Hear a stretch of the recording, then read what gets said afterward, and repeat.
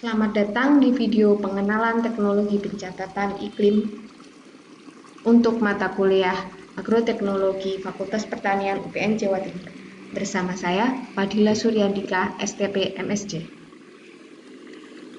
Di sini saya akan mengingatkan kembali apa itu perbedaan iklim dan cuaca. Iklim merupakan keseluruhan dari fenomena-fenomena meteorologi yang mencirikan keadaan umum atmosfer pada sebuah daerah atau titik tertentu pada suatu periode atau jangka waktu yang lama. Atau bisa dikatakan bahwa kumpulan statistik cuaca data yang terkumpul selama kurun waktu tertentu. Sedangkan cuaca adalah keadaan dinamika udara atmosfer pada waktu saat dan tempat tertentu, bukan dalam jangka waktu yang panjang.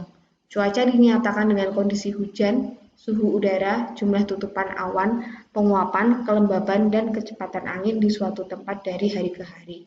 Nah, ini adalah gambar manual weather sensor, yaitu alat untuk pengukur anasir iklim, yaitu yang dari paling kiri adalah actinograph bimetal, Campbell stroke untuk mengukur intensitas matahari, kemudian ada penakar hujan otomatis, sangkar meteorologi, high volume air sampler, open pan evaporimeter, cup anemometer untuk pengukur angin, dan penakar hujan dengan pengamatan. Nanti teman-teman bisa mencari sendiri bagaimana prinsip kerjanya masing-masing dari alat-alat tersebut.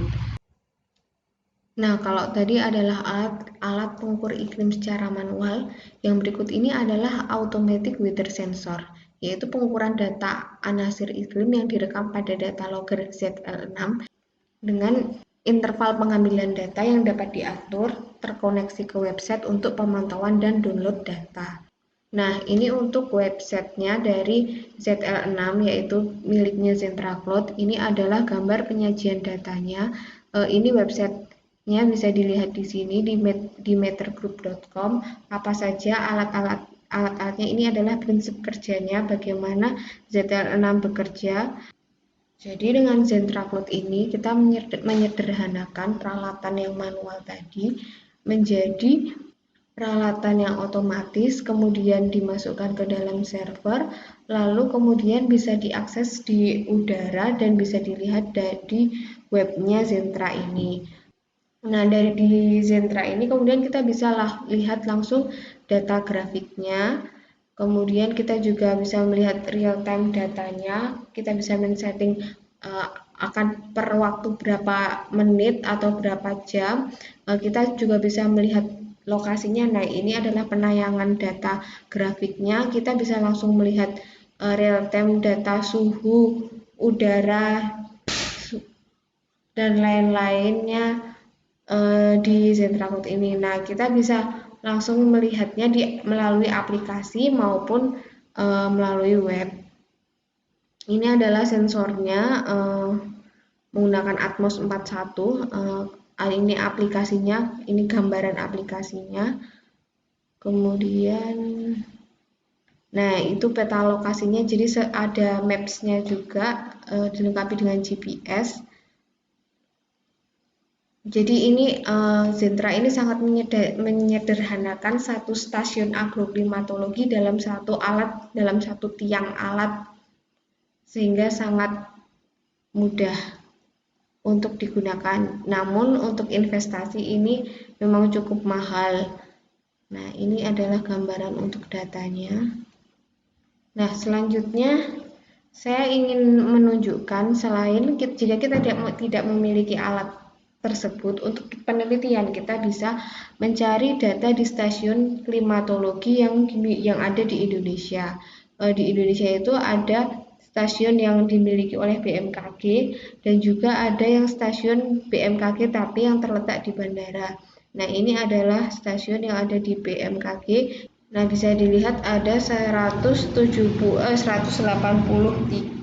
stasiun yang tersebar di Indonesia. Kita bisa melihat kita bisa mencari, kita akan menggunakan data di mana sesuai dengan lokasi penelitian ataupun yang akan kita jadikan penelitian. Nah, ini sementara yang ini adalah lokasi untuk di bandara, stasiun klimatologi yang ada di bandara. ada 100 bandara yang ada di Indonesia. Kita bisa melihat peta persebaran stasiunnya di sini. Nah, ini ada gambar peta persebaran stasiun yang ada di Indonesia. Nah, ini ada kategorinya yaitu tanpa AWOS atau Automatic Weather Observing System, kemudian AWOS kategori 1, 2, dan 3. Yang terbaik, yang paling lengkap adalah yang kategori 3. Kita bisa lihat pasti ada di bandara-bandara besar. Contohnya di Bandara Makassar ada AWOS-nya ada, dengan radarnya ada, dan lain-lain sebagainya ada seperti di gambar. Jadi seperti terlihat di gambar. Kemudian, nah ini untuk yang merah ini adalah yang kategori 1. Tidak selengkap yang kategori 3. Nah, kemudian untuk yang hitam ini adalah yang kategori yang tanpa AWOS. Yang kita bisa lihat di situ tidak ada AWOS-nya, tapi ada stasiun klimat manualnya. Nah, seperti itu nanti kita dengan syarat, dengan prosedur tertentu kita bisa mengajukan permohonan data jika menginginkan data iklim dari stasiun klimatologi tersebut. Nah, demikian pengenalan teknologi pencatatan iklim dari saya. Terima kasih.